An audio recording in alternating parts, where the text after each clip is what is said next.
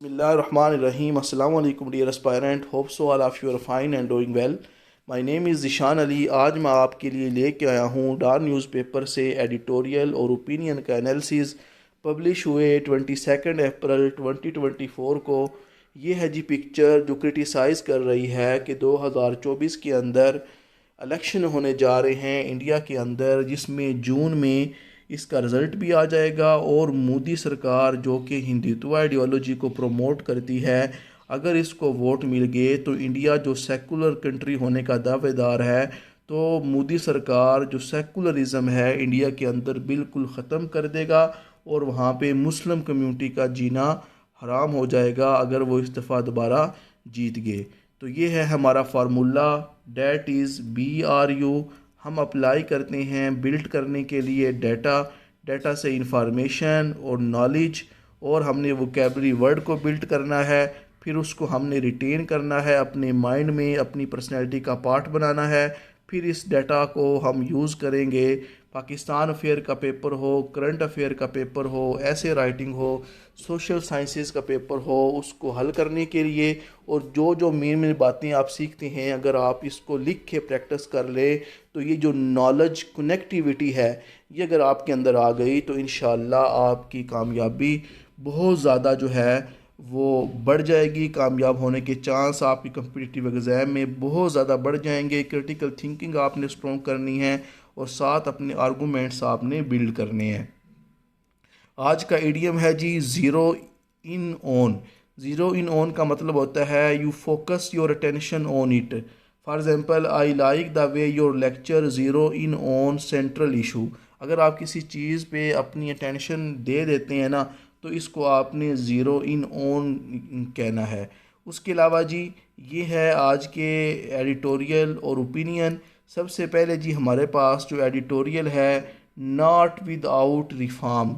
ये पाकिस्तान की इकोनॉमी पे है कि पाकिस्तान अगर चाहता है कि इसकी इकोनॉमी स्टेबल हो जाए तो रिफॉर्म्स जो हैं वो लानी पड़ेंगी और उन रिफॉर्म्स को इम्प्लीमेंट करना पड़ेगा. अदरवाइज़ पाकिस्तान जो है वो इकोनॉमिकली स्टेबल कंट्री नहीं बन सकता. साथ साथ इस एडिटोरियल के अंदर इंडिया की एग्जांपल देगा राइटर कि इंडिया जो है वो वर्ल्ड थर्ड इकोनॉमी बन गया है. यूके की इकोनॉमी को उसने क्रॉस कर दिया है, तो उसने भी सख्त रिफॉर्म्स लाई हैं और IMF के पास भी इंडिया नहीं जाता. ये बातें कि इसमें राइटर करेगा और चाइना की एग्जांपल देगा कि चाइना दुनिया की सेकंड लार्जेस्ट इकोनॉमी बन गया, तो उसने भी रिफॉर्म्स लाई और पॉवर्टी को कम किया. दूसरा जो एडिटोरियल है वो जी ईरान के प्रेसिडेंट हैं रेसी साहब, जो हैं वो 3 दिन की विज़िट के लिए पाकिस्तान में आए हैं और पाकिस्तान को बड़ी देखभाल के साथ उनके साथ जो है वो पॉलिसी बनाने की, डिप्लोमेसी जो है वो बातचीत करने की ज़रूरत है. क्योंकि जी जो ईरान और इसराइल का मसला चल रहा है, उसके अलावा सऊदी अरेबिया और ईरान की जो आपस में मसाइल हैं, और उसके अलावा यूनाइटेड नेशन की जो सेक्शन है ईरान पे, इन सारे मामलात को देखे हमें किस तरह अपना जो फ्यूचर है वो ईरान की तरफ डिसाइड करना चाहिए. इस एडिटोरियल में राइटर डिस्कस करेगा. उसके अलावा जी जोनस फेस्ट. तो जोनस फेस्ट जी ये डबल चेहरे जो होते हैं ना कि मुंह पे और अंदर और बाहर, अंदर और बाहर और, तो ये USA का डबल फेस है जी. USA जो है वो कंडेम करता है कि इसराइल क्यों जुल्म कर रहा है गज़ा पे, लेकिन असला भी सपोर्ट करता है और साथ जब भी इसराइल को सपोर्ट की ज़रूरत होती है यूनाइटेड नेशन सिक्योरिटी काउंसिल में, वहाँ पे अपनी वीटो पावर भी इस्तेमाल कर देता है इसराइल को सपोर्ट करने के लिए. उसके बाद जी ओपिनियन है. सबसे पहली जो ओपिनियन है साइकिल ऑफ रिटेलिएशन. ये जी अभी जो रिटेलिएशन देखने को मिली 1 अप्रैल को इसराइल ने हमला किया सबसे पहले दमस्कस के अंदर ईरान की कंसोलेट पे, जिसमें ईरान के जनरल मारे गए. बदले में जी ईरान ने 13 अप्रैल को हमला कर दिया था इसराइल पे, जिसकी वजह से दोनों मुल्कों के दरमियान जो टेंशन है वो बढ़ती नज़र आई. और फिर 19 अप्रैल को इसराइल ने दोबारा ड्रोन से हमला किया है. इस्फहान सिटी है जहाँ पे ईरान के आर्मी के अड्डे हैं और वहाँ पे मिज़ाइल भी हैं, इनकी न्यूक्लियर फैसिलिटी भी है। इन बातों को लेके मलीहा लोधी साहिब डिस्कस करेंगी इस ओपिनियन के अंदर। दूसरा जो ओपिनियन है, how Lanka got her groove back, Sri Lanka की बात करेगा कि श्रीलंका में 2 साल पहले जो बहुत ज़्यादा इकोनॉमी क्राइसिस आया था, उसने रिफॉर्म्स लेके आई है। वहाँ के जो प्रेसिडेंट है उन्होंने किस तरह मुल्क को बाहर निकाला है इकोनॉमिकल प्रॉब्लम से, उसके बारे में डिस्कस किया जाएगा। उसके अलावा जी थर्ड ओपिनियन का नाम है जी एजिंग एम्पायर। इसके अंदर बात करेगा कि ये यूनाइटेड नेशन सिक्योरिटी कौंसिल का इजलास हुआ है। आपको पता है यूनाइटेड नेशन सिक्योरिटी कौंसिल के 15 मेंबर होते हैं और उसमें 5 परमानेंट हैं और 10 जो हैं वो नॉन परमानेंट मेंबर होते हैं। तो 15 में से 13 लोग जो हैं वो 2 स्टेट सॉल्यूशन, मतलब फ़लस्तीन को एक अलहदा स्टेट बना दिया जाए, इसराइल को अलहदा स्टेट बना दिया जाए, उसके बारे में उन्होंने अपनी जो वोट डाला है। लेकिन यूएसए ने इसको वीटो कर दिया है, अपनी पावर को इस्तेमाल करके जी इस रेजोल्यूशन को पास नहीं होने दिया। फ़लस्तीन को अलहदा मुल्क, अलहदा स्टेट बनने से जो है उसने रोक दिया है। डैट इज़ शोइंग डैट कि जो वीटो पावर है यूएसए ने वो हमेशा इस्तेमाल की है इसराइल को सपोर्ट करने के लिए, और ये भी एक डबल फेस है जो कि हमें दिखाई दे रहा है अमेरिका बहादुर का। ये हम डिस्कस करेंगे। उसके अलावा लास्ट पे है टैक्स विद आर्टिफिशियल इंटेलिजेंस। तो पाकिस्तान में अगर आप टैक्स रेवेन्यू बढ़ाना चाहते हैं और टैक्स जो है उसको बड़े लेवल पे कलेक्ट करना चाहते हैं जिसमें करप्शन कम हो, उसके लिए राइटर जो है वो अपनी ओपिनियन देता है कि आप आर्टिफिशियल इंटेलिजेंस को इस्तेमाल करें और लोगों से जो नेटवर्क, लोगों से जो आपने टैक्स लेना है उसका नेटवर्क आप इन्हेंस करें और उस टैक्स का पॉजिटिव इस्तेमाल करके मुल्क में खुशहाली लेके आएँ। सबसे पहले जी हम आज एक ओपिनियन डिस्कस करेंगे। फर्स्ट ओपिनियन है, फिर हम अल्टरनेट वे में एडिटोरियल डिस्कस करेंगे। सो आज का लेक्चर जो है वो बहुत इंपॉर्टेंट होने वाला है, तो एंड तक ज़रूर देखिएगा। चैनल को सब्सक्राइब करना मत भूलिएगा। सबसे पहले है जी साइकिल ऑफ रिटेलिएशन। तो ये जी बात करेंगी मलीहा लोधी साहिबा। मिडल ईस्ट के अंदर ये जो कन्फ्लिक्ट राइज हो रहा है, डेंजर ऑफ रीजनल कन्फ्लिक्ट, ये जो मिडल ईस्ट के अंदर ये जो कन्फ्लिक्ट है इसकी एस्केलेशन बढ़ने को हमें मिल रही है। विल नॉट रिसीड, ये पीछे नहीं हटेगी। अनटिल रिसीड का मतलब है कि ये जो वार है मिडल ईस्ट के अंदर ये पीछे नहीं हटेगी। Until the war in Gaza is ended, जब तक गज़ा और इसराइल का जो मसला चला हुआ है 7 महीने होने को आ गए हैं, जब तक इन दोनों मुल्कों के दरमियान सुलह नहीं होगी तब तक मिडल ईस्ट के अंदर जो ये वार है ये नहीं रुकने वाली। ये कहना है जी मलीहा लोधी का। रीसेंट टेंशन आपने देखा, इसराइल और ईरान जो हैं वापस में इनकी डायरेक्ट जो कन्फ्लिक्ट था वो देखने को मिला।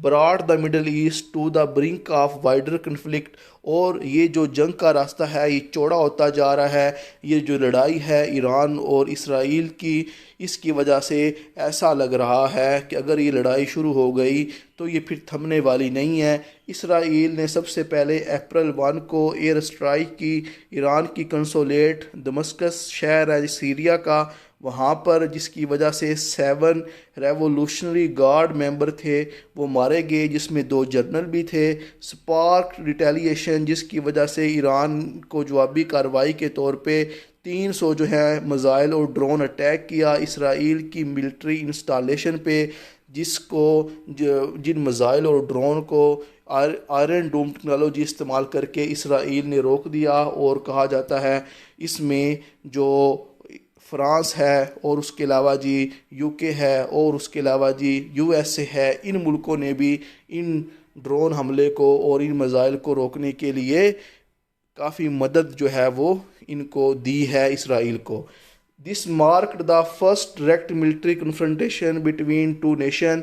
ये जो इसराइल और ईरान की लड़ाई थी ये हिस्ट्री में फर्स्ट पहली कन्फ्रंटेशन थी जिसमें ईरान और इसराइल डायरेक्ट लड़ रहे थे। Shifting the conflict from covert to overt. Covert होता है पोशीदा, ओवर्ट होता है ज़ाहिर। पहले भी इसराइल और ईरान की जो है प्रॉक्सी वार चलती थी, लेकिन वो खुफिया थी। सीरिया के अंदर इनकी आपस में गड़बड़ होती रहती थी। हमास को ईरान सपोर्ट करता है, तो ये सारा पोशीदा था। लेकिन ये जो डायरेक्ट कन्फ्लिक्ट आपको देखने को मिला है, ये हिस्ट्री में पहली दफ़ा हुआ है। ये कहना है जी मलीहा लोधी साहिबा का। Both side cross red line. Iran और इसराइल ने रेड लाइन क्रॉस कर दी। ईरान की जो स्ट्राइक थी इसराइल की ज़मीन पे, ये पहली दफ़ा हुई है और इसका मकसद था to establish the deterrence. Deterrence होता है रोकथाम की जाए और इस इसराइल के जो अटैक हैं उनको फर्दर बढ़ावा ना मिले। ये इसका मसला था जी। ईरान ने डिटरेंस के लिए इसराइल पे हमला किया था, ये कहना है जी राइटर का। उसके अलावा जी इंटरनेशनल कंडेमनेशन देखने को मिली। पूरी दुनिया ने ईरान का जो अटैक था इस पे कंडेम किया, इस पे क्रिटिसाइज़ किया। But concern about triggering a regional war led to call for restraint from global leader. और पूरी दुनिया के जो ग्लोबल लीडर हैं उन्होंने इस जंग को रोकने की जो है आवाज़ उठाई और इस रीजन के अंदर ये वार जंग फैल ना जाए, इसके लिए जो बाइडन साहब जो हैं उन्होंने भी पैगाम भेजा इसराइल को कि इस जंग को रोका जाए। अगर आपने ईरान पे मज़ीद हमले किए और इस जंग को बढ़ाया तो जो बाइडन ने कहा था इसराइल को मैं आपको सपोर्ट नहीं करूँगा। UN security council met to discuss the situation. United Nation की जो सिक्योरिटी काउंसिल है वो भी इस सिचुएशन को डिस्कस करने आई, but failed to issue a statement. और लेकिन कोई ख़ासी स्टेटमेंट जो है वो जारी नहीं कर सकी, क्योंकि जो सिक्योरिटी काउंसिल के मेंबर हैं उनके अंदर डिवीजन दिखाई दी गई। तो ये कहना है जी राइटर का। उसके अलावा जी ये जो प्रेशर है डी एस्केलेशन का ये बढ़ता जा रहा है। इसराइल को डोमेस्टिक प्रेशर भी फेस करना पड़ रहा है।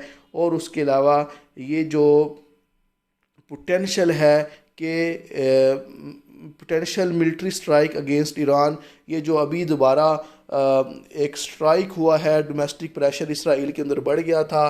तो 19 अप्रैल को इसराइल की तरफ से ड्रोन हमले होते हैं। इस्फहान सिटी है ईरान का जहाँ पे ईरान की मिलिट्री अड्डे हैं और उसके अलावा न्यूक्लियर फैसिलिटी भी हैं। तो ईरान की गवर्नमेंट की तरफ से ये कहना है कि जो ड्रोन हमले हुए थे उनको हमने रोक लिया और उसके बाद फर्दर जो है वो एस्केलेशन को रोक दिया गया है। The risk of miss calculation remain high. लेकिन फिर भी ये जो मिस कैलकुलेशन के रिस्क हैं ये हमें नज़र आ रहे हैं। विद द वार इन गज़ा एक्सरबेटिंग। गज़ा के अंदर ये जो परेशान कुन जंग बढ़ती जा रही है, टेंशन बढ़ती जा रही हैं। पोटेंशियल फार और डिवेस्टेटिंग रीजनल कन्फ्लिक्ट। और ये इस रीजन के अंदर एक तबाहकुन लड़ाई है, इसका पोटेंशियल बढ़ता हुआ नज़र आ रहा है। ये कहना है मलीहा लोधी का।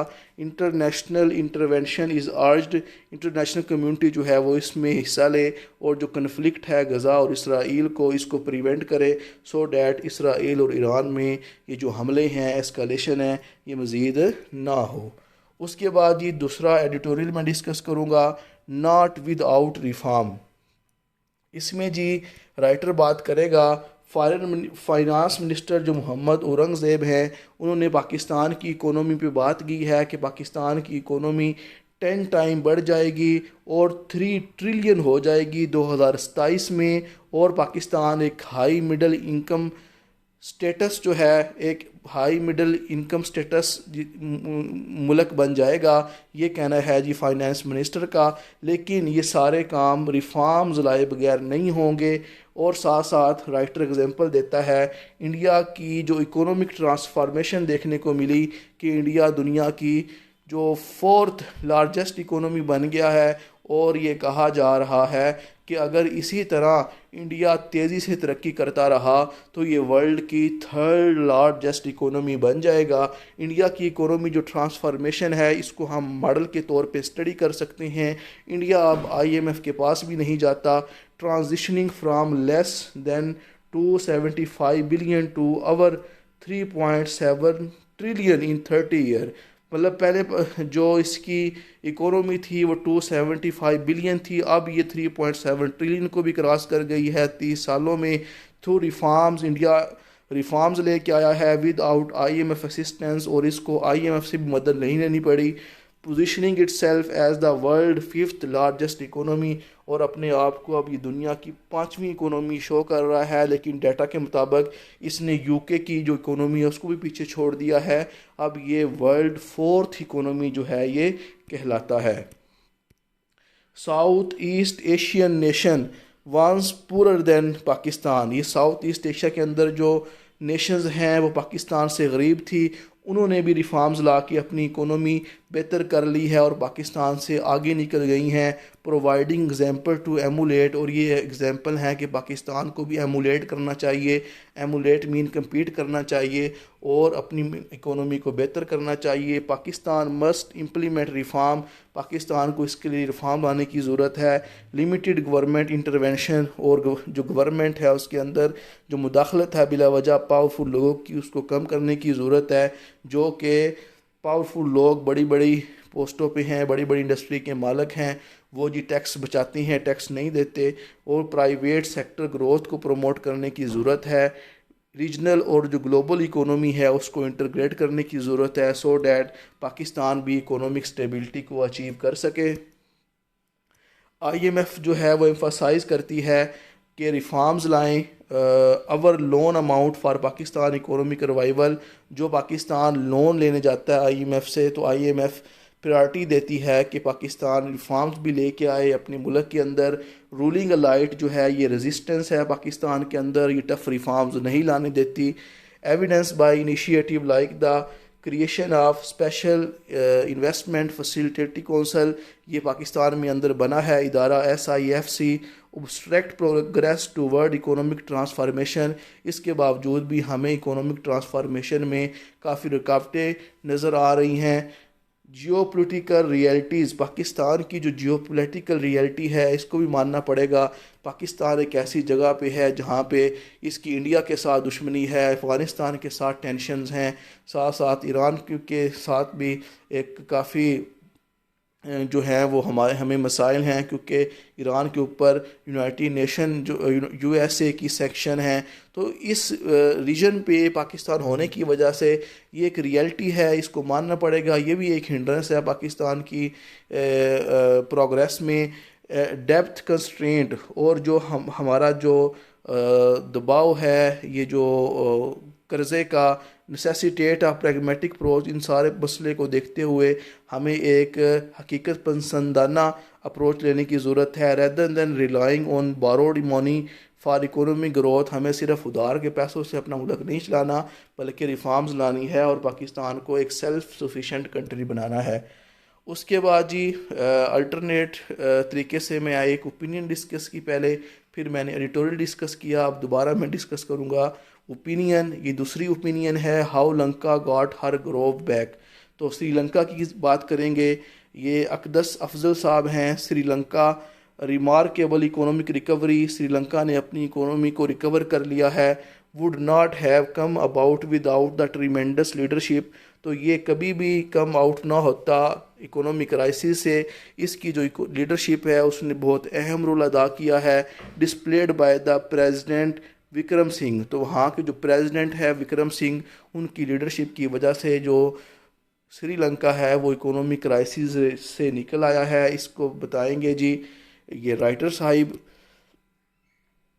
गाले फेस ग्रीन, ये जी एक पार्क है श्रीलंका के अंदर, सी फोर्ट पार्क, मतलब एक समंदर के सामने ये पार्क है। कोलंबो जो कि शहर है श्रीलंका का, वहाँ पे बजीज विद पॉजिटिव एनर्जी, वहाँ पे लोग बड़े एक्साइटेड हैं, खुश नज़र आ रहे हैं, इंजॉय कर रहे हैं, आइसक्रीमें खा रहे हैं, जो शो कर रहा है a stark contrast to the economic chaos of 2 year prior. 2 साल पहले जहाँ श्रीलंका जो कि डूब चुका था, वहाँ पे लोग बड़े परेशान थे, लेकिन अब दोबारा जो पॉजिटिव एनर्जी हमें श्रीलंका के अंदर नज़र आ रही है, इसका मतलब है उनकी इकोनॉमी जो है वो दोबारा स्टेबिलिटी की तरफ आ गई है।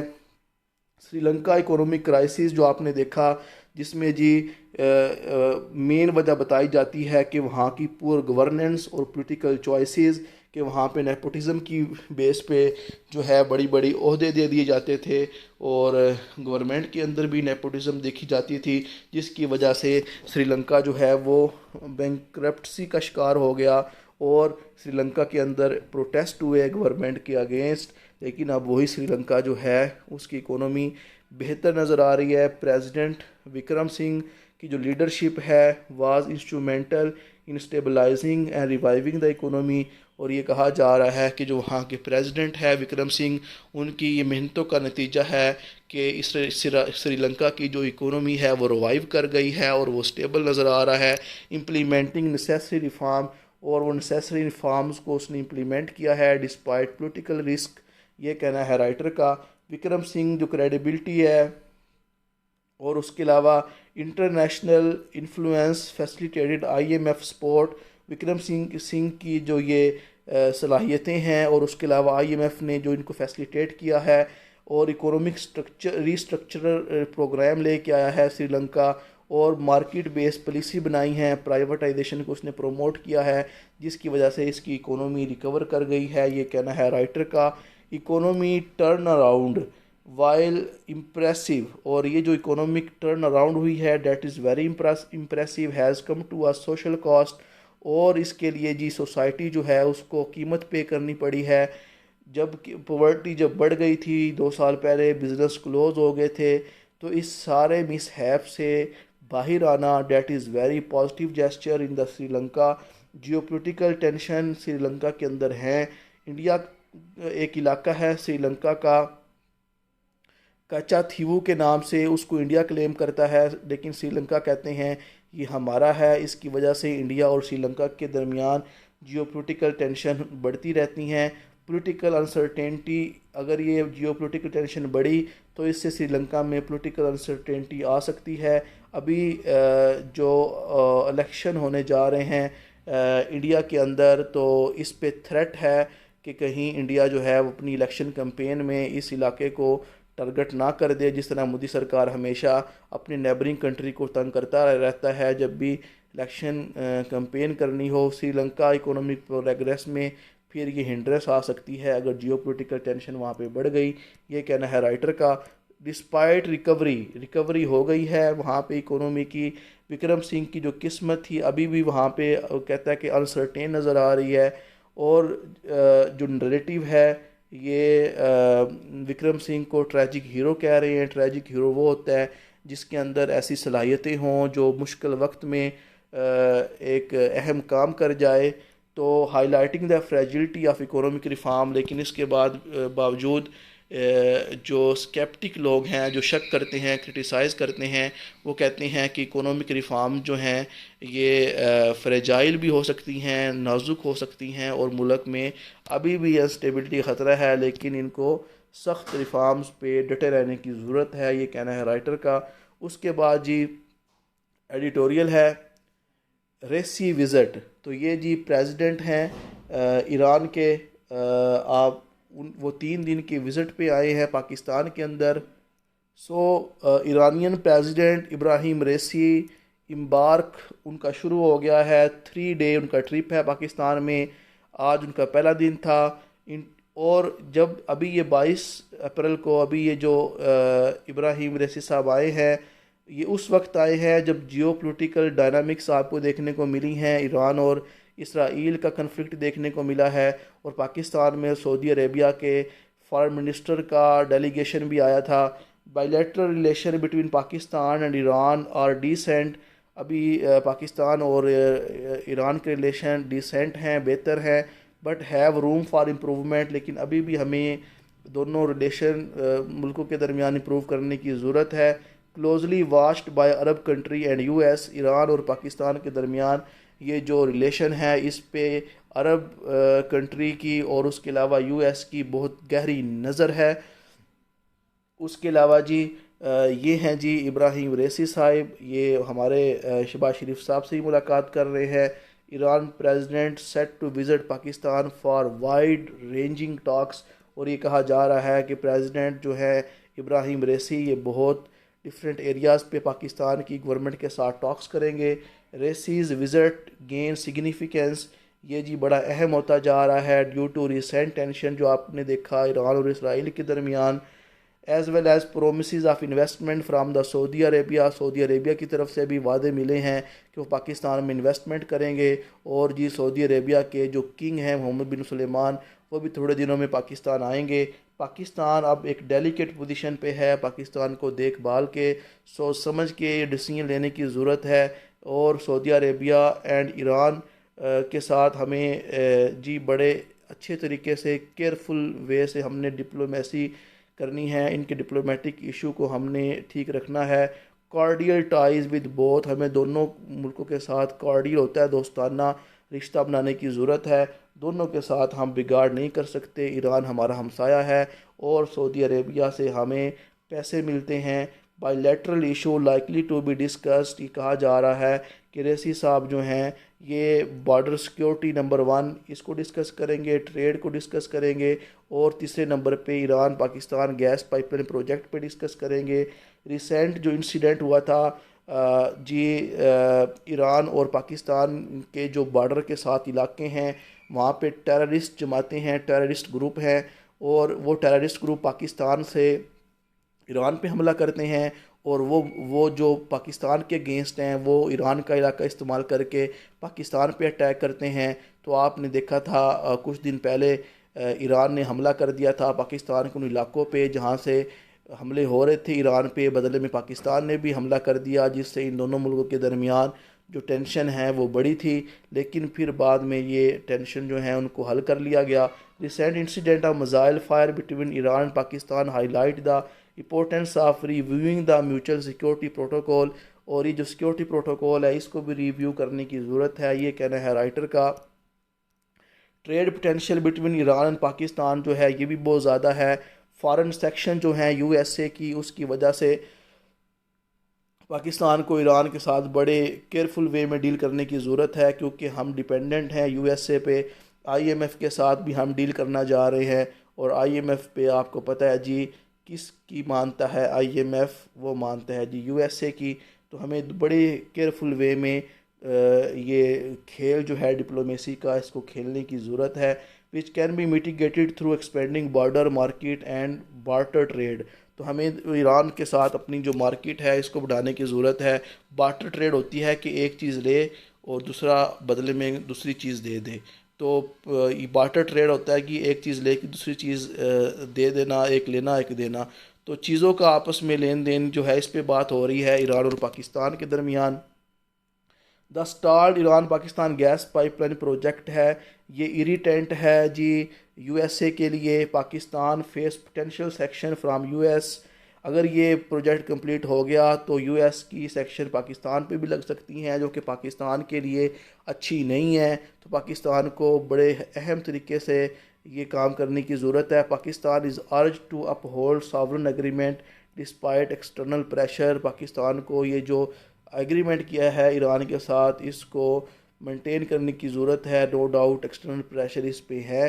तो ये कहना है जी राइटर का, बड़ा ज़बरदस्त किस्म का आर्टिकल था। उसके अलावा जी एजिंग अम्पायर, एजिंग अम्पायर में जी ये बात करेंगे कि यूएस हमेशा वीटो करता है यूनाइटेड नेशन सिक्योरिटी काउंसिल में, और ये वीटो हमेशा इसराइल के इंटरेस्ट में जाती है। तो ज़रार खोरो साहिब जो हैं ये लिखते हैं, क्या लिखते हैं जी, यूनाइटेड स्टेट जो है has consistently vetoed resolution, UN resolution जो पास होती हैं जो गज़ा के अंदर जंग को रोकना चाहती हैं और इसराइल को अलहदा स्टेट बनाने की बातें होती हैं, तो यूएसए वीटो कर देता है और इसराइल के इंटरेस्ट को सेफ करता है। और जी यूएन जो कि सपोर्ट करता है फ़लस्तीन को, लेकिन यूनाइटेड नेशन की जो वीटो है उसकी वजह से फ़लस्तीन को सपोर्ट नहीं मिल पाती। Despite claiming to support Palestine statehood, लेकिन यूनाइटेड स्टेट की बातें ऐसी हैं कि लगता है ऐसे बातों में कि वो फ़लस्तीन को सपोर्ट करता है। जिस तरह सीज़ फायर जो है उस पर बाइडन साहब कहते हैं कि जंग रोक दो, लेकिन असले की सप्लाई भी यही करते हैं और साथ बड़े लेवल पे इनको सपोर्ट भी देते हैं। US priority Israel interest, US हमेशा इसराइल के इंटरेस्ट को प्रायोरिटी देता है। डिप्लोमेटिक रिलेशन जब भी ये करता है तो इसराइल को अपने साथ ये रखना चाहता है। Global stability often using its veto power, मतलब ग्लोबल स्टेबिलिटी को ये नहीं चाहता, जस्ट ये अपना इंटरेस्ट अप्रोच अपनी डिप्लोमेसी खेलता है यूएस से, और अपनी वीटो पावर ये इस्तेमाल करता है इसराइल को प्रोटेक्ट करने के लिए। हालांकि इंटरनेशनल क्रिटिसिज्म भी इसको फेस करना पड़ रहा है। कांग्रेस जो कि जमात है यूएसए के अंदर, उसने जी चैट्स होता है नारों पे कंडेम किया है, क्रिटिसाइज़ किया है।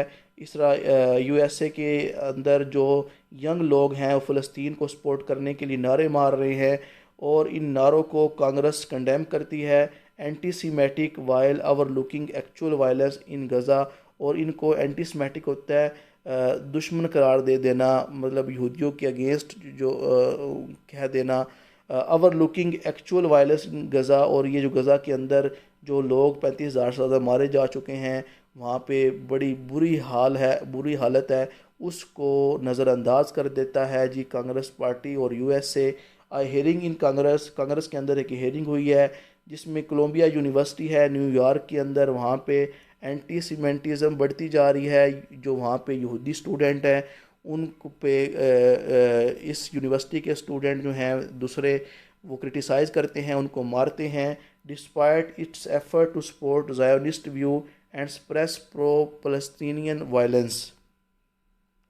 और ये जो यूएसए है ये जी ज़ायनिस्ट व्यू को सपोर्ट करता है और प्रो फ़लस्तीनियंस वॉइसेस को स्प्रेस करता है। इसके बावजूद भी जो यूएसए के अंदर यंग पॉपुलेशन है, जो स्टूडेंट्स हैं, वो आवाज़ उठा रहे हैं कि इसराइल की मदद ना करो और इसराइल गज़ा के लोगों की जो जिनोसाइड है उसको बंद करे। ये कहना है राइटर का। डिसक्वाइट होता है, बेचैनी बढ़ती जा रही है इसराइल की।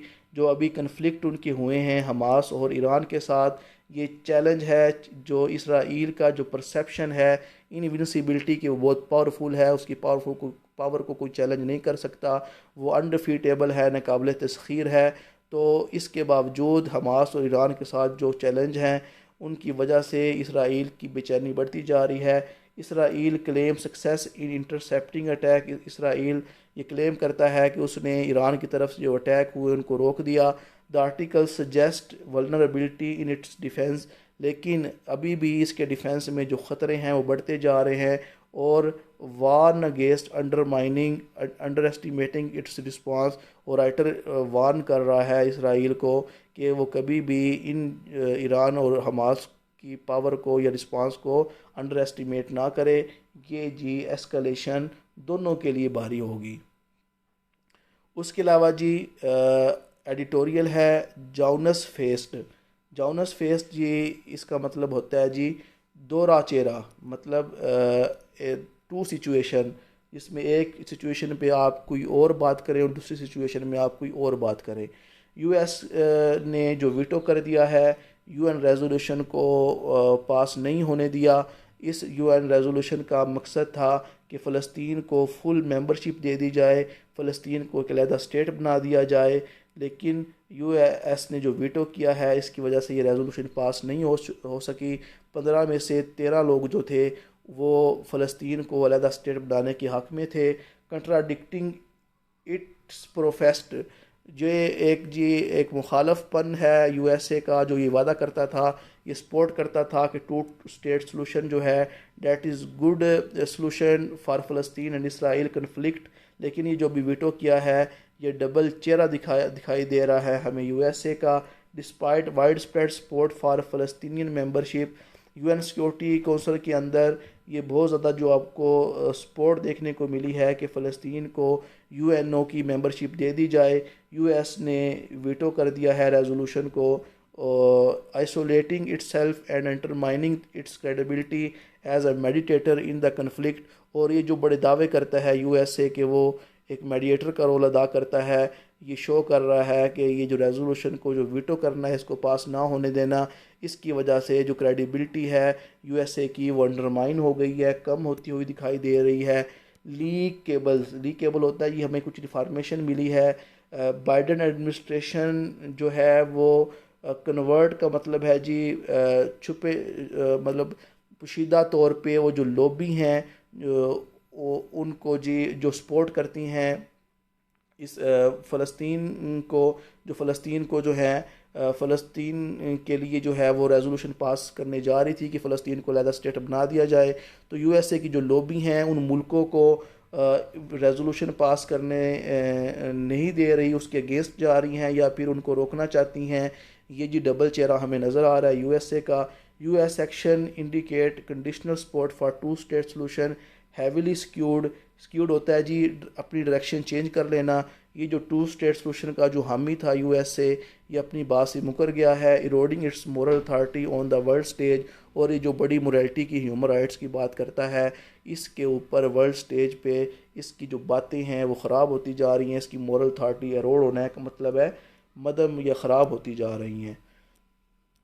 टू रीगेन डिप्लोमेटिक इंटेग्रिटी, अगर यूएस अपनी डिप्लोमेटिक इंटेग्रिटी को रीगेन करना चाहता है, यूएस को इसराइल की जो क्राइम है इसको एड्रेस करना चाहिए। और ये जो गज़ा के अंदर इलीगल कैंपेन हो रही है और ये जो इलीगल सेटलमेंट हो रही है इसराइल की, इसको रोकना चाहिए। और अपनी जो जानस फेस जो पुलिस है, डबल चेहरे वाली पुलिस है, इसको रोक देना चाहिए। ये जो इसराइल को आर्म्स सप्लाई कर रहा है इसको रोक देना चाहिए, ये कहना है राइटर का। प्रायोरिटाइजिंग इमीडिएट पोलिटिकल इंटरेस्ट, ये जो यूएसए अपने पोलिटिकल इंटरेस्ट को प्रायोरिटाइज करता है और जो ये जो एक इंसाफ वाला सलूशन है उसको सैबोटेज करता है। पीस एफर्ट्स को कम कर रहा है यूएसए, जिसकी वजह से यूएसए की जो रेपुटेशन है वो दागदार हो रही है। टार्निश का मतलब है दागदार। और ये जो चैम्पियन है ग्लोबल पीस और जस्टिस का, इसके ऊपर क्वेश्चन उठ रहे हैं कि क्यों ये जो है वो जस्टिस प्रोवाइड नहीं कर रहा, ये कहना है राइटर का। लास्ट पे है जी टेक्स विद आर्टिफिशियल इंटेलिजेंस। ये जी अनवर काशिफ मुमताज़ साहिब हैं, ये कहते हैं unlike human auditors artificial intelligence operate without bias और इन्फ्लुएंस। कहता है टैक्स कलेक्ट करने में आर्टिफिशियल इंटेलिजेंस का इस्तेमाल किया जाए तो आर्टिफिशियल इंटेलिजेंस जो है बायस होता है जी रिलेशन जो होती हैं लोगों के साथ। मतलब एआई जो है वो सब के लिए एक न्यूट्रल चीज़ है, तो एआई कभी करप्शन नहीं करेगी। एआई से को इस्तेमाल करके अगर हम टैक्स कलेक्ट करेंगे ना तो इससे टैक्स कलेक्शन बेहतर होगी। पाकिस्तान टैक्स रेवेन्यू जो है ये इंक्रीज़ हुआ है। दिसंबर 2023 में $17.79 बिलियन हमने कलेक्ट किए हैं, जबकि सितंबर 2023 में हमने $7.622 बिलियन हमने इकट्ठे किए थे टैक्स के ज़रिए। ओनली 2.74 मिलियन जो लोग हैं पाकिस्तान के वो टैक्स देते हैं और यही फाइलर हैं पाकिस्तान के अंदर, representing a small fraction of the labour force and total population, जो कि पाकिस्तान की टोटल पॉपुलेशन का एक थोड़ा सा हिस्सा है, ये कहना है राइटर का।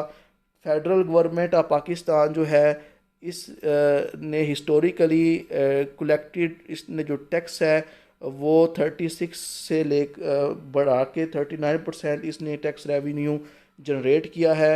या फिर कह लो कि 39% जो टैक्स रेवेन्यू है ना वो पाकिस्तान डायरेक्ट टैक्स से जनरेट करता है, with reminder coming from the indirect tax. बाकी जो रिमेनिंग जो हमारा जो रेवेन्यू है वो इनडायरेक्ट टैक्स से हम कलेक्ट करते हैं। Tax audit it in Pakistan have been plagued by compromise. Pakistan के अंदर जो टैक्स कलेक्ट करना है इसको हम गंदा कर रहे हैं। प्लेग्यू का मतलब है ख़राब करना। कंप्रोमाइज़ कर दिया जाता है जो पावरफुल लोग हैं उनके साथ। करप्शन के ज़रिए टैक्स जो है उसको नहीं इकट्ठा किया जाता। कम्प्लेक्सिटी इन tax law hindering effective enforcement, इसकी वजह से, ये रुकावटों की वजह से हम पूरा टैक्स जो हैं वो लोगों से नहीं ले पाते। उसके अलावा जी आर्टिफिशियल इंटेलिजेंस को अगर हमने इस्तेमाल किया, ये प्रोपोज करती है एक ट्रांसफॉर्मेटिव सलूशन। ये टैक्स ऑडिट भी अच्छा करेगी, इम्पार्शियलिटी भी ऑफ़र करेगी, एफिशिएंसी भी लेके आएगी और ट्रांसपेरेंसी भी लेके आएगी। आर्टिफिशियल ड्राइवन ऑडिट्स जो होंगे ये ट्रांसपेरेंसी को प्रमोट करेंगे, ये ऑब्जेक्टिविटी लेके आएंगे। जो सब्जेक्टिविटी है उसको उसको ये कह लो कि डिस्करेज करेगी। फेयरनेस आएगी टैक्स कलेक्शन में, और जो टैक्स लॉज हैं उसको एआई स्ट्रिक्टली फॉलो करेगी। इससे जो ह्यूमन बायसनेस है वो भी बिल्कुल ख़त्म हो जाएगी, ये कहना है राइटर का। AI facilitate simplification of tax law. Simplification, AI जो है टैक्स लॉ को मज़ीद सिंप्लीफाई कर देगी और डाटा को भी अच्छी तरह मैनेज कर लेगी और जो फोकस है वो रेवेन्यू जनरेशन पे करेगी। इस तरह जो टैक्स इवीजन है, जो टैक्स लोग नहीं देते उसकी रोकथाम कर ली जाएगी, उसकी डिटरेंस कर ली जाएगी। Integrating AI into tax audit, अगर एआई को हम ऑडिट्स में ले आए, इससे टैक्स नेट भी बढ़ जाएगा, रेवेन्यू जनरेट होगा और उसके अलावा जो ट्रस्ट है लोगों का टैक्स सिस्टम पे वो बढ़ जाएगा। इस तरह पाकिस्तान में इकोनॉमिक ग्रोथ आएगी और डेवलपमेंट आएगी। ये कहना है राइटर का। ये है जी आज के वोकेबलरी वर्ड। एस्केलेशन होता है किस चीज़ का इंक्रीज़ होना, बढ़ जाना। डी एस्केलेशन इसका एंटोनम है। रिटेलिएशन होता है जवाबी कार्रवाई करना, मुकाबला करना, रिवेंज लेना। इसका जी एंटोनम है फॉरगिवनेस, पार्डन। उसके अलावा जी सर्ज होता है किसी चीज़ में इजाफा होना, राइज, एस्कालेट। इसका एंटोनम है जी डिक्रीज, डिक्लाइन। प्रिविलेजेस होता है जी बेनिफिट्स, एडवांटेजेस। इसका एंटोनम है डिसएडवांटेजेस, हैंडीकैप, डेट्रीमेंट्स। उसके अलावा सिरेनिटी है जी हमारे पास ट्रैंक्विलिटी, पीसफुल चीज़ होना, पीसफुल उसे कहते हैं सिरेनिटी। इसका एंटोनम है टर्बुलेंस, डिस्टर्बेंस। बिलिग्रेंस होता है जी जंगजू, ग्रेसिव। और हॉस्टिलिटी, एग्रेशन। और इसका एंटोनम है पैसिफिज्म, पीसफुलनेस। उसके अलावा जी कॉर्डियल होता है दोस्ताना, फ्रेंडली, वार्म, एमिएबल। इसका एंटोनम है हॉस्टाइल, अनफ्रेंडली। मैनिफेस्टली होता है जी क्लियरली, अबिवियस। और इसका एंटोनम है एम्बिगुअसली, अनक्लियर। उसके अलावा जी वीटो होता है जी रद्द कर देना, रिजेक्ट करना। Approval, acceptance. इसका एंटोनम है डिसक्वाइट होता है जी बेचैनी, एंग्जाइटी। और इसका एंटोनम है कॉल्म, पीस। एम्बीवेलेंट होता है जी अनसर्टेन। और इसका जो एंटोनम है डेट इज सर्टेन, डिसिसिव। और उसके अलावा बेरेफेट होता है महरूम करना, डिप्राइव करना, डिवोर्ड करना। इसका एंटोनम है जी पोजेसिंग। ये है जी लास्ट पे इक्विटेबल होता है फेयर, इम्पार्शल। इसका एंटोनम है बाइस्ड। पैराडाइम होता है जी मिसाली नमूना। इसका एंटोनम है जी अबेरेशन, एनोमली। ठीक है, ये आपने कर लेने हैं। सो जी उम्मीद करता हूँ कि लेक्चर आपके लिए इंपॉर्टेंट रहेगा। चैनल को सब्सक्राइब करें, वीडियो को लाइक करें, कमेंट करें, दुआओं में याद रखिएगा। मिलते हैं जी नेक्स्ट वीडियो में। अल्लाह हाफिज़।